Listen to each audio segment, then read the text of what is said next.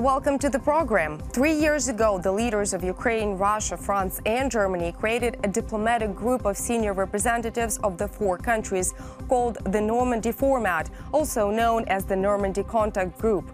The main task of the group is to resolve the conflict in the east of Ukraine. Have the representatives been successful so far? To discuss the issue, we're joined today via Skype by Bohdan Yaremenko, foreign policy and security expert. Mr. Yaremenko, thank you so much for joining us. Pleasure being with you. So, as I have already mentioned, the Normandy Format contact group has been created 3 years ago, exactly today. And the main task of the group is to resolve the conflict in eastern Ukraine. How would you evaluate the progress the group has made so far? Well, the Normandy Format, and basically this is the summit, meeting of the heads of states and all other levels of discussions within a Normandy Format were basically launched only after the Minsk II was signed in of 2015. Being responsible or being created as the major instrument of diplomatic negotiations over the war between Ukraine and Russia, Normandy Format is just can be barely called the institution responsible for the Minsk Accords. As we do remember from history, 2014, the first Minsk was signed without any participation of the Normandy Format. And the Minsk II agreements were signed with the participation of the leaders of those 4 countries, but only as the complex of the different actions or approaches which were designed to implement the first Minsk agreement. That's why it's relatively difficult to call this format fully effective or the only instrument which basically served as the negotiation tool between Ukraine and Russia. So besides this, from the very beginning of the existence of this format, the negotiations were directed on the, from my point of view, highly unlikely way of resolving the conflict, the diplomatic.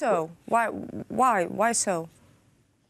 Well, it looks like that at least for one participant of the format, namely Vladimir Putin and his country, Normandy Format, as well as all other diplomatic negotiations, were just the instrument of hiding their real intentions. So they were just covering the war and using all negotiations, all agreements as the method of covering their intentions to destroy Ukraine, to destroy the transatlantic unity, or to reach other political aims or goals. As a matter of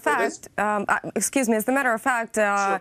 Ukraine's President Petro Poroshenko a couple of times has mentioned that while holding summits in the Normandy Format, Russia always gives a number of empty promises which never fulfills. So, is there anything that can be done to actually make Russia stick to its promises that Russia voices during the Normandy Format summits?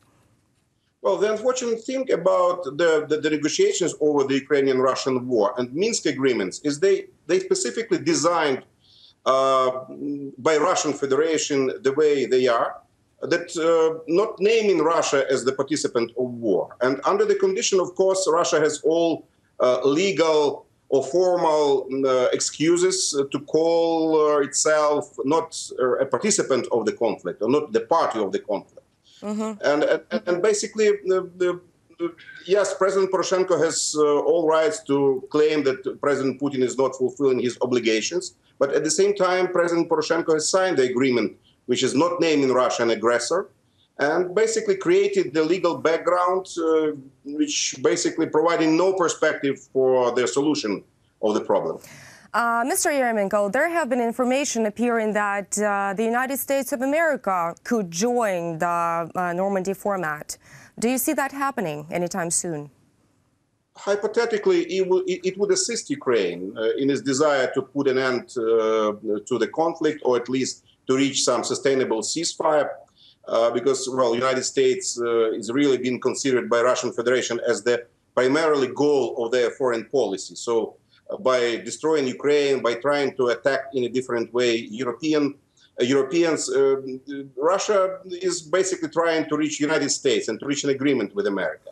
At the same time, of course, we see no any interest from their side, from the Russian side, for United States to join the negotiation team. Clearly. Also, I have some doubts that Germany would be so delighted about this idea.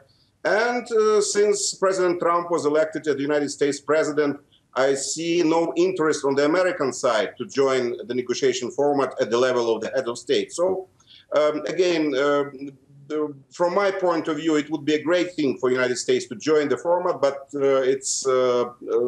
well, I doubt that it ever happened.